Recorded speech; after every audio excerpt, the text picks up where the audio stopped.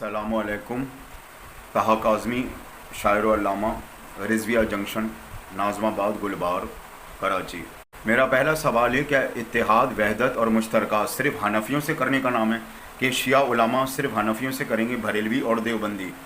सबसे अहम तरीन सवाल है, क्या अहले हदीस वहाबी, जमातुल मुस्लिमीन इबाजिया वहाबी, हनाबिला, शबाफी, जहाबिया, शामली, कुर्द अब्बासी, नूर मोहम्मदी, परवेज़ी, सूफ़ी, वारसी, अलवी, जैदी, इनसे करने का नाम नहीं है? इनसे करने का नाम नहीं इत्तेहाद, वहदत और मुश्तरकात, या इत्तेहादात, वहदात और मुश्तरकात, यूँ कह लेता हूँ, जमा का सीगा। और दूसरा मेरा सवाल ये कि जो लोग रसूलुल्लाह और इमामों के दौर में एक दफ़ा मुलाकात के बाद वापस लौट जाते थे, फिर वो अपने इलाकों में उनका कौल, फरमान या रिवायत या हदीस या सनद या आयत से इस्तदलाल या उसे बताते थे, पैगाम पहुंचाते थे, और वो वापस पलट के रसूलुल्लाह और इमामों के पास नहीं आते थे, तो वो भी क्या उलमा में शामिल हैं? क्या वो भी मुफस्सिरीन, चलो ना कहूँ, उलमा में शामिल हैं? और अगर कोई शख्स मदरसे से नहीं पढ़ा तो क्या वो आलिम नहीं है? तो क्या रसूलुल्लाह, इमामों और सहाबा के दौर में मदरसे थे? मोहतरम, आपके इस पैगाम में 2-3 सवालात थे कि जो मैं आपको जल्दी जल्दी बयान कर दूं। देखें, शिया उलमा के जो भी गैर मुस्लिम या गैर शिया फ़िरका है ना, उसके साथ पुरअमन तरीके से रहने के कायल हैं। जब ये लफ्ज़ इत्तेहाद इस्तेमाल होता है तो इसका मतलब ये होता है कि जो इख्तलाफी मौज़ूआत है ना, उनको हम ज़ेर बहस नहीं लाते, बल्कि अमन सुकून के साथ रहते हैं। पीसफुल को एग्जिस्टेंस को हम लोग इत्तेहाद कहते हैं। बाकी जिन फ़िरक़ों के आपने नाम लिए, मसलन हनफी हैं, बरेली हैं, देवबंदी हैं, अहले हदीस वहाबी हैं, जमातुल मुस्लिमीन हैं, इबाजिया वहाबी हैं, हनाबिला हैं, शवाफ़ी हैं, जहाबिया हैं, शामिली हैं, नूर मोहम्मदी हैं, परवेज़ी हैं, सूफ़ी हैं, वारसी हैं, अलवी हैं, और इसके अलावा बहुत सारे और फ़िरक़े हैं जो इस्लाम में सब पाए जाते हैं। तो बात यह है कि इन जितने भी फ़िरक़े हैं, हमें सबकी तालीमात का भी इल्म नहीं है कि किसका क्या अक़ीदा है, कौन क्या मानता है। अलबत्ता बाज़ फ़िरक़े हैं जिस पे हमारे मासूमीन ने नाम लेकर लानत की है कि वो मुनहरिफ तरीन गिरोह हैं, उनके साथ हमारा इत्तेहाद हो भी नहीं सकता, उनके साथ हम पीसफुल एग्जिस्ट कर भी नहीं सकते। बाकी उसके साथ कर सकते हैं। हमारा जो है वो नारा यही है कि जो शख्स भी अमन के साथ रहे, मासूमीन की तौहीन ना करे, हम उसके साथ हैं। ठीक है, मासूमीन को मानना ना मानना ये तो अपने नसीब की बात है। हाँ, उनकी तौहीन बर्दाश्त नहीं करते हम, तो लिहाजा इत्तेहाद का पैगाम हर एक के लिए है, पहली बात।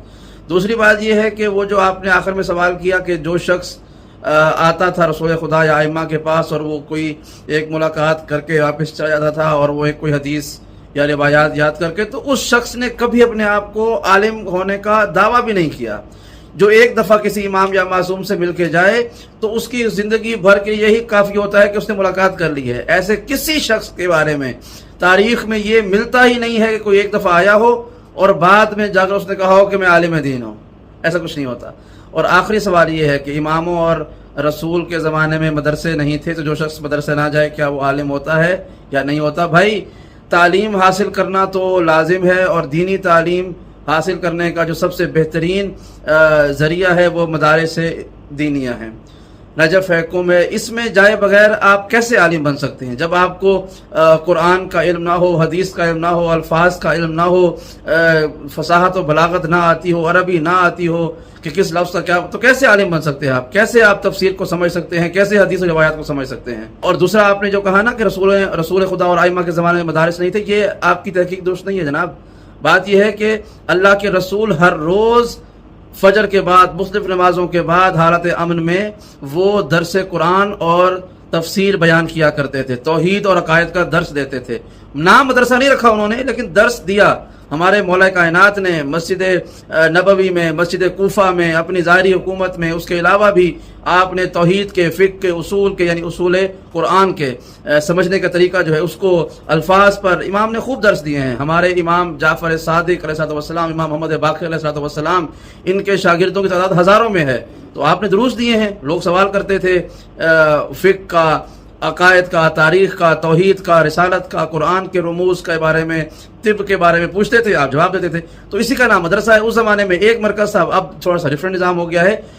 तो जो सीखने सिखाने का सिलसिला है वो तो रसूल खुदा के ज़माने से जारी है, और उस ज़माने में जितने भी अफराद थे वो बड़े अदब व एहतराम के साथ आइम्मा से कसबे फैज़ करते रहे। तो मदारिस असल में कहते हैं उस जगह को जहाँ से दर्स मिलता है, दर्स देने जगह को मदरसा कहते हैं। और दर्स तो अल्लाह के रसूल ने शुरू से दिया اور ہمارے ہر امام نے درس دے کر بتایا کہ اگر علم حاصل کرنا ہے تو درس میں شرکت کرنی پڑے گی اس شخص کے درس میں جو ان سارے علوم کو جانتا ہو یا اتنا جانتا ہو کہ جتنا باقی لوگ نہ جانتے ہوں.